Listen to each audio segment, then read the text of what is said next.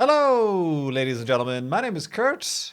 Welcome back to Farlands or Bust. Whoa, that skeleton is still clanking around somewhere. Welcome back to Farlands or Bust. This is episode 738 of the series. Oh, that's right. I built this very strange hidey hole that I was concerned about its safety. But we're safe.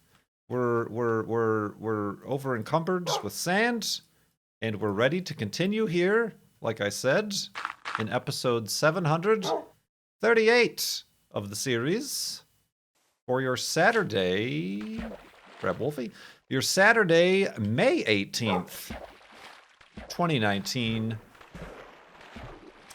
May is almost gone. What? Why? Why go so fast? Why go fast? Time fast, go so.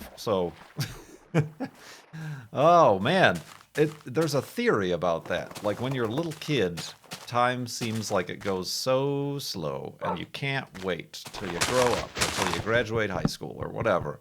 But that's only because, like, every hour that passes accounts for a much more significant percentage of your total life than versus when you're older, let's say, I don't know, 36 years old, each hour itself represents a smaller percentage of your overall life. Therefore, the perception of time, of that any given amount of time, is less than what it would be had you not lived that long yet.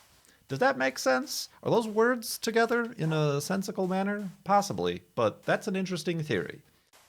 And today, we're going to bust that myth here on Mythbuster. No, yeah, I don't know, but yeah, that seems like it, right? It seems like it. I don't want to grow up, but I already did. You know, theme songs.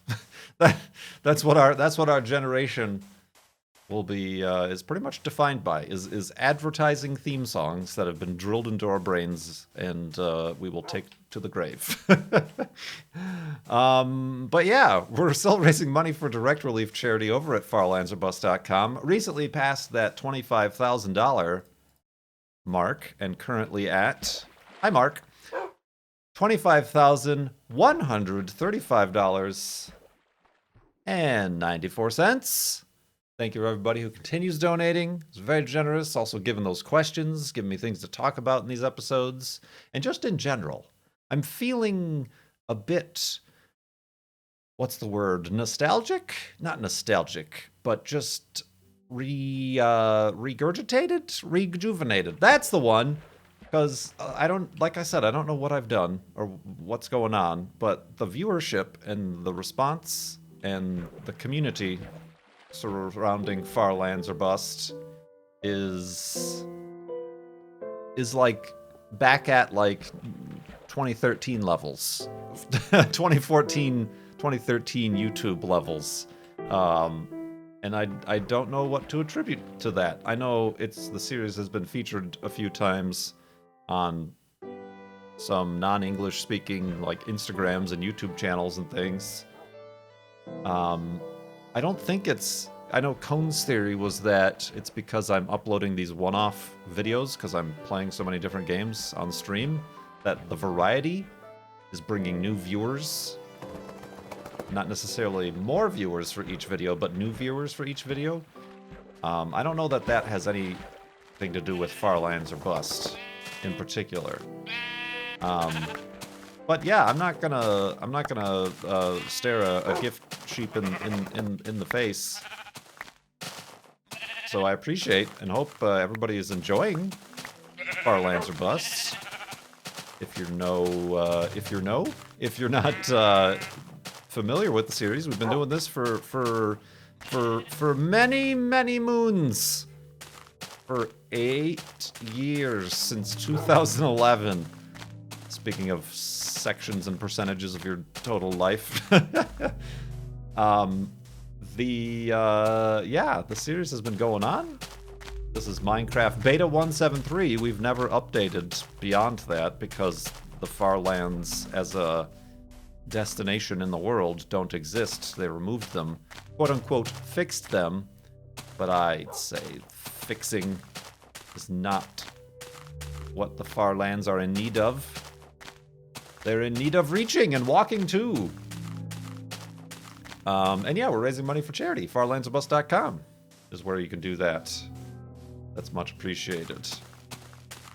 Much appreciated indeed. I'm curious. I had this theory back in the day. One of my more conspiratorial ideas about Far Lands or Bust getting more viewers is recently, and I mentioned this before, after about 24 hours of the episode being up, I've just been seeing about adding pre-roll commercials, pre-roll ads after 24 hours. I wonder if YouTube recommends or pushes or just does more of its mystical YouTube juju to a video if it's monetized versus the previous 5 or so years. I've not been monetizing Far Lands or Busts. If people watching a video isn't going to bring YouTube any money, then why would they bother spending any resources, even if it's just algorithmic, to promote it? Right? I don't know. I don't know that many other people who have series that they haven't monetized. I know, I don't know him as like a person or an acquaintance, but Jim Sterling has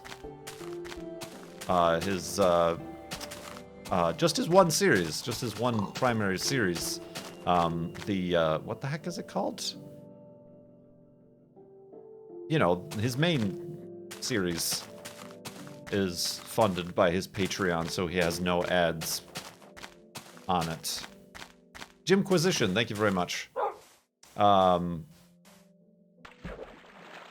I'm wondering, that's also weird because it's also just a very popular series, so I don't know how you could do some, like, maybe A/B testing or something like that with various videos. Ads enabled, ads not enabled, and see what YouTube does with it. I don't know. This is just a theory. And on next week's Mythbusters, yeah, I don't know. I think it also just might be, like I said, some good luck that I've had with other outside new accounts. Still people finding me from the Guinness World Records video.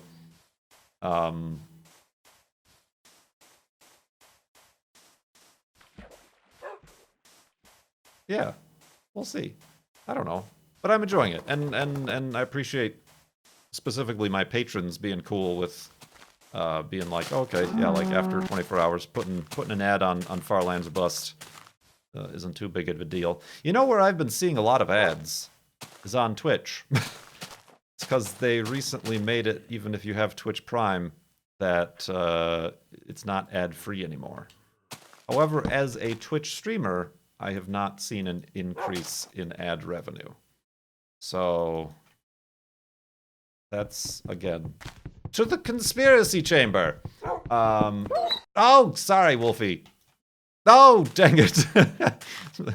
have a boat. There we go.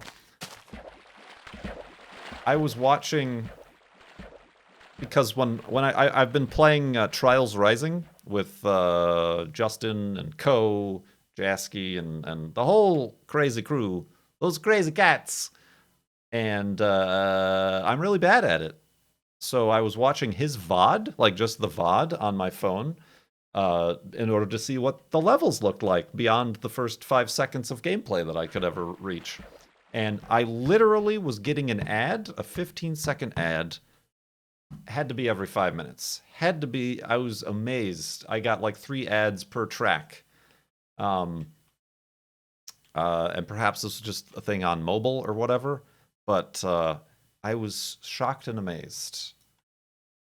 Yeah, and if you're not partnered, if you're watching a non-partnered or an affiliate channel, the ad will say, this ad supports Twitch. But if you're watching a partner channel, it'll say, this ad supports ScriptJMac or HC Justin or whatever. But I've not seen any marked increase. Of course, I still have ads disabled if you're subscribed to my channel, and as I assume many other channels have, that's still an option you can have. But simply having Twitch Prime is no longer an ad-free experience, like having YouTube Red is. And it's been a long time since I've dealt with internet advertising, because I do buy the ad-free options when I can, and if it's a service I use enough. So it's really, it's honestly, it's a little bit distracting here on Twitch. And I wish there was something I could do about that. Let's go to sleep and continue in the morning.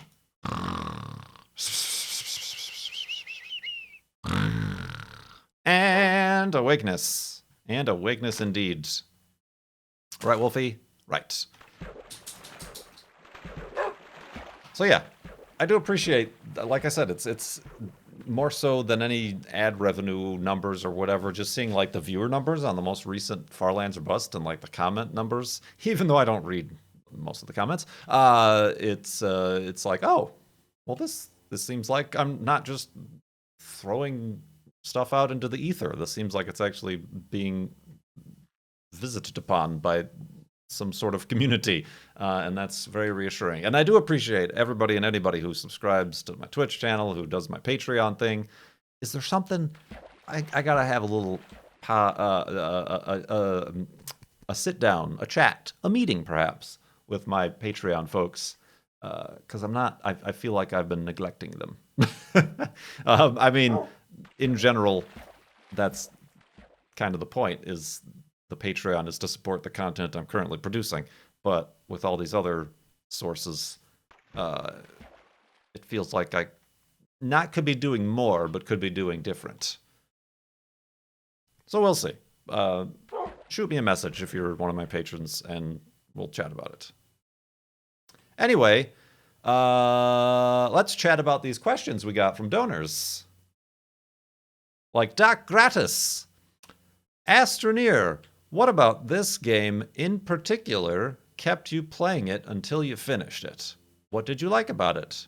Space News question, are you following SpaceX's Starship tests in Texas? Do you think it will actually fly anytime soon? Did I answer this question already? I don't think I did. Did I? It looks familiar, but it's hard to remember if it's just familiar because I remember it from copying and pasting it from the donations, or if I actually answered it already. I don't think I answered this one already, so I'm going to answer it. Astroneer. That's a tough question to answer.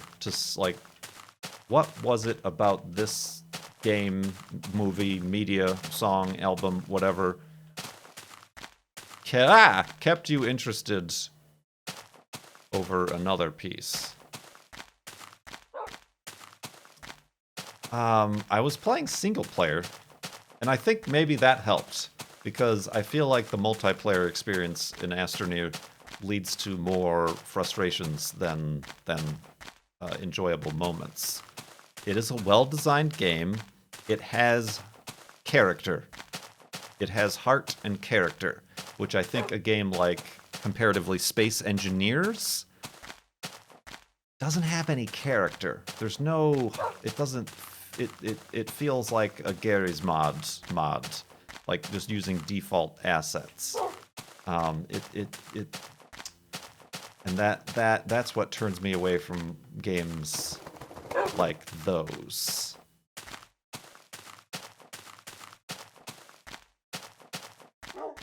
So I enjoy the character. It is an open world-ish game, and a lot of those suffer from a lack of direction. I do feel like the storyline they included, the going to the center of the worlds and collecting these doohickeys, was good. to promote that. I'm not sure, having played it already for the same or more amount of hours in the early access, I'm not sure I needed that. And it's also like I could 100% it and unlock all the teleportation cube devices, whatever, but I'm not. It didn't hold my interest in that regard to keep doing that. But yeah, it's tough to say. It's tough to say. I feel like the character is certainly a good part of it. Humor, even if accidental or bug related, that was one of my fears, is that they would have fixed every single little physics bug, and what would be the fun in that?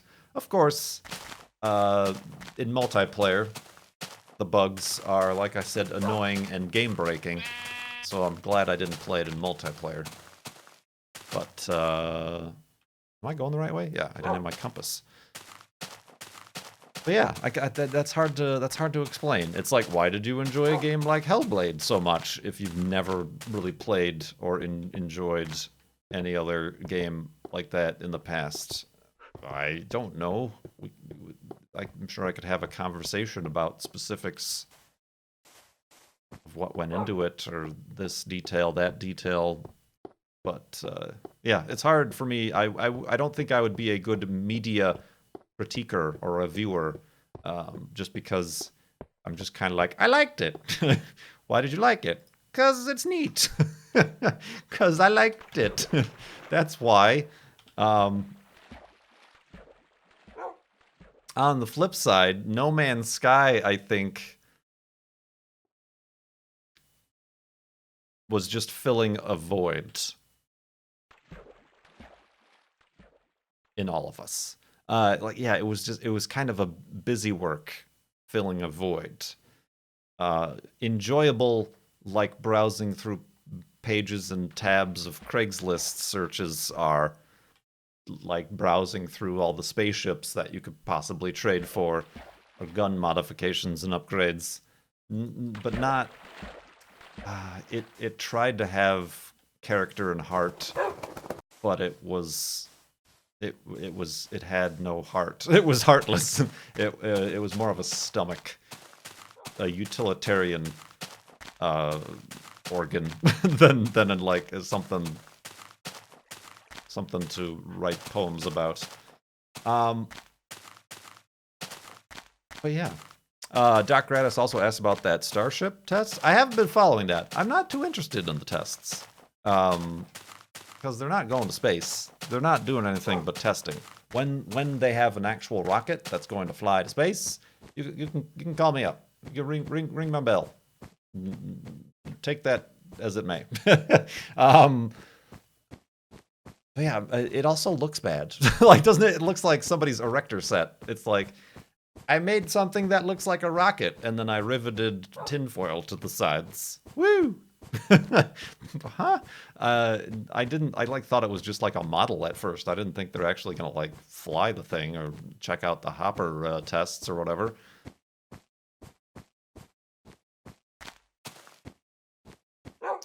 But yeah, I really haven't been following that. I know they recently, both they and Lockheed, the Orion crew spacecraft, or whatever it's called, Dream Orbiter or something. Whatever the other, SpaceX has the Dragon crew capsule, and somebody else has something else. They both recently had parachute drop test problems, which is definitely, indeed, and unfortunately going to be delaying the crewed spaceflight part, which I know SpaceX was saying they were going to do this year, have their first crewed test, but I know they recently had both the catastrophic failure of the escape thrusters, but also a failure of the, maybe not failure, but problems with the parachutes. And I didn't realize this, but these are gonna both the Dragon, the Crew Dragon, and the Crew Orion capsule are going to land on land. like a Soyuz does, with parachutes. But I was not aware of that. I don't know why they're not opting for the ocean in that. But perhaps for safer and easier recovery? But yeah, that's interesting, right? Thank you very much, Doc, for the donation and questions. Mate Toth asks, when will people stop thinking about batteries as an alternative for internal combustion engines and start focusing on hydrogen cell fuels? I think we're about to get a sales pitch. I thought producing electricity as fuel for cars is ecologically as harmful as sticking to internal combustion engines. Solve this problem, good sir. We need enlightenment. Hold on to the Mythbusters mobile. I'm getting people telling me that the Crew Dragon is going to splash down. Is it? I don't know. We'll have to confirm nor deny that. I might have been thinking about the Orion Crew capsule that was going to do a landing. I don't know that much about electric cars and the over-under on the environmental positives and negatives of them. I don't think there would be much of a problem with electricity if our, at least here in the United States, our grid was greener. As if we pull out all of the coal burning plants, and now recently the what's the big thing now is natural gas for power. For power! Oops, that's not enough dirt. I have done this incorrectly. That's not dirt, that's sand.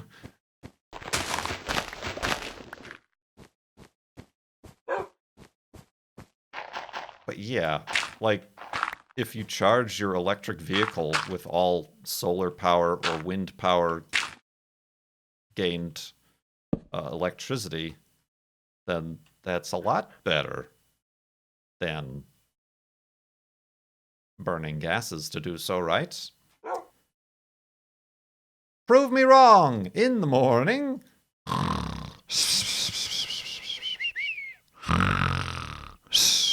And awakeness. And awakeness.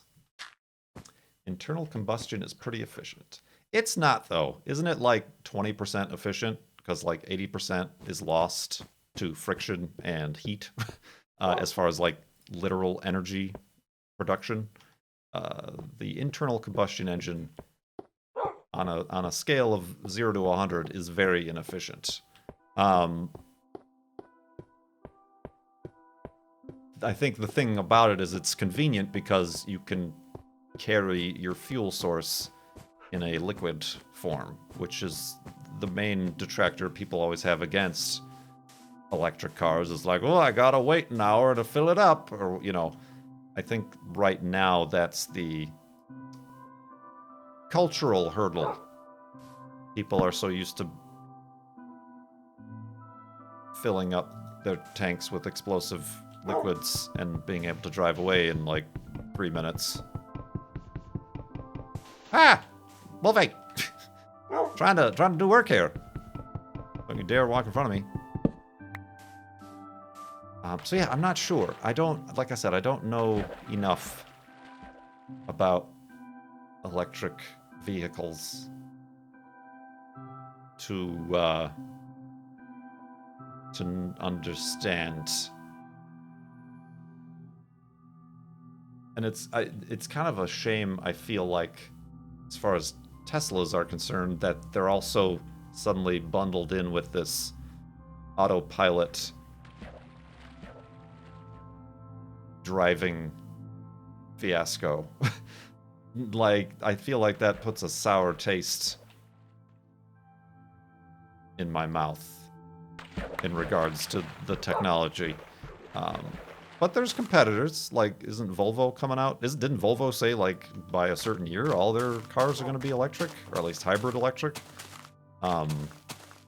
Volvo's doing something. The Jaguar has electric vehicles they're working on.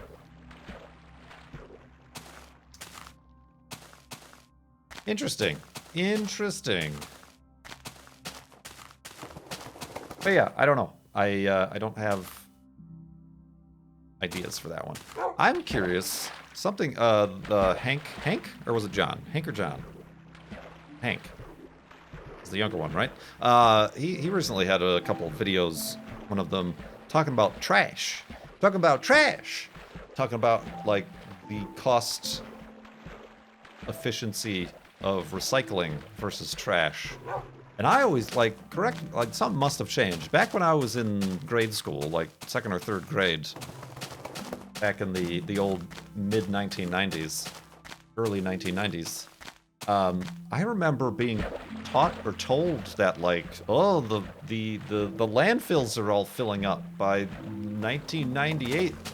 We're not going to have any landfills, so you got to recycle. Like, the diverting material away from landfills was the big reason to recycle.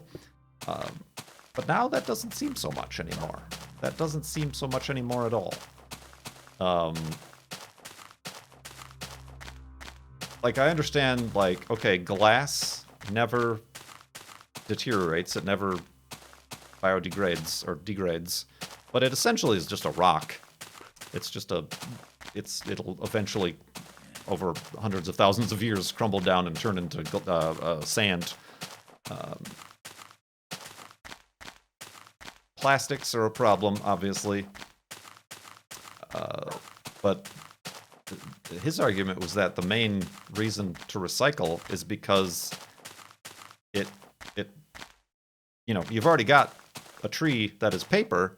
Instead of going back to the start and having to make or cut down new trees and process and do all that, you've already got paper. It's already halfway there. Same thing with plastic. Instead of having to get oil and carbons and stuff to make something plastic, if you've already got plastic, just melt it down, mix it up, and make some new plastic. Same thing. It's really helpful with, like, aluminum.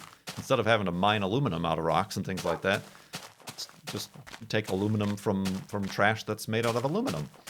So it's yeah, that's a major shift. I always thought it was about the landfills.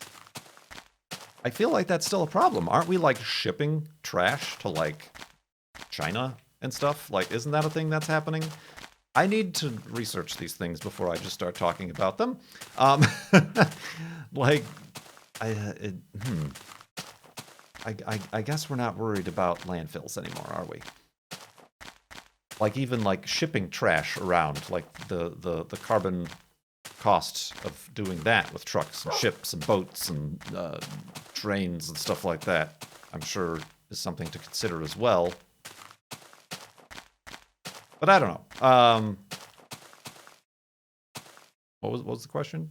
Oh, that wasn't even part of the question. That was just a tangent. Tangent that I came up with on myself. Oh, man.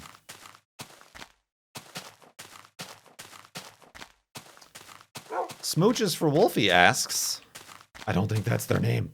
Now that you have had Juno for a while, just over a year, not a while at all, are you considering getting her a brother or sister to play with?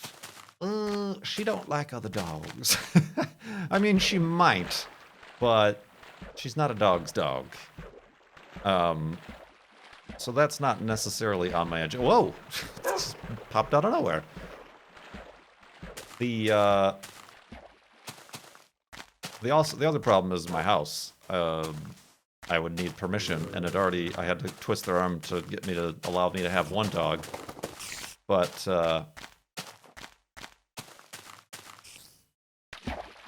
there's not enough room for 2 dogs. So yeah, that has not been even a remote thought in my mind, is getting another dog. And she's super chill. Like, some dogs, like, need a companion, like, need attention or, something other than human to play with. Not Juno. She's pretty chill. Pretty chill, indeed. Also, my girlfriend has 2 cats. Sorry, I have to remind me to cut that out and use that at the end of the episode because that is just a non sequitur. That is just hilarious. It's poetry. And tried this past weekend introducing Juno to them. She's a little bit aggressive. But the cats stand their ground, which is good. It was all behind cages and stuff like that, so nobody could get hurt. But I'm gonna try to. I guess work on that. Work on her acceptance of cats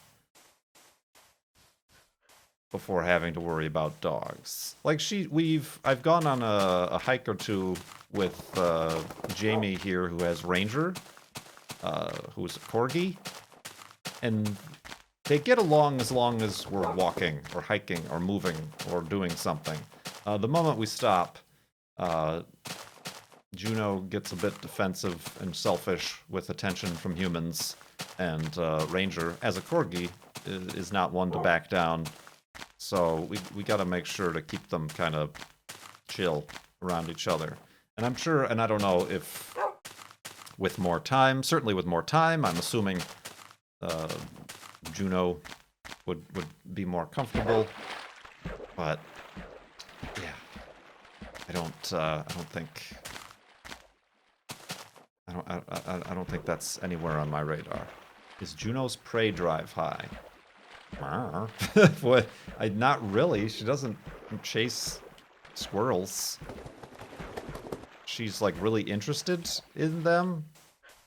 But then when they hiss back, I guess she takes some offense. You, sir, have offended my sensibilities. I shall lunge and bark immensely. So, yeah, I mean that's what we were trying, Rat. That's what we were trying to do, was to get one of the cats to give her a good swipe on the nose to kind of put her in her place, but that didn't happen. And we don't want to traumatize the cats, so it's a work in progress. Patience is key. Indeed. Yeah. I have a couple more questions here, but as you can see, the sun is setting, and the end of the episode doth approach, so I'm going to have to scope out a place for the end of the episode hidey hole here. Once again, I do appreciate everybody for your support, your renewed support, your sudden surge of report, the overwhelming, gentle rise of support for Farlands or Bust. I hope you're enjoying farlandsorbust.com, where you can donate and get yourself involved and even your questions answered on an episode of Farlands or Bust. I do appreciate it. And of course, my Twitch channel, Kurt J. Mac, on Twitch. What am I doing? I feel like I'm missing stuff from my inventory, or was that just all? What was here? That just nothing? Did I have this? I'm very confused. Yeah, I'm recording this episode live on Twitch. You could have gotten a 24-hour advanced preview of this episode if you'd been following me on Twitch, so check that out if you haven't already. And more skeletons! Why the skeletons? WTS, man. WTS. I hope that's not coming from outside. Oh, spooky noises. Spooky noises. Darkness. I could do that in pitch blackness. Alright, hopefully this place is safe. Let's build some beds for this. How did I run out of wood again? I made a bunch of boats, I guess. I feel like I ran out of boats. I ran out of wood. I think it's time for me to end the episode. He's losing his mind. So yeah, thank you. I do appreciate it. Once again, farlandsbus.com. Donate to Direct Relief Charity. My name is Kurt. Thanks so much for watching. I will see you next time.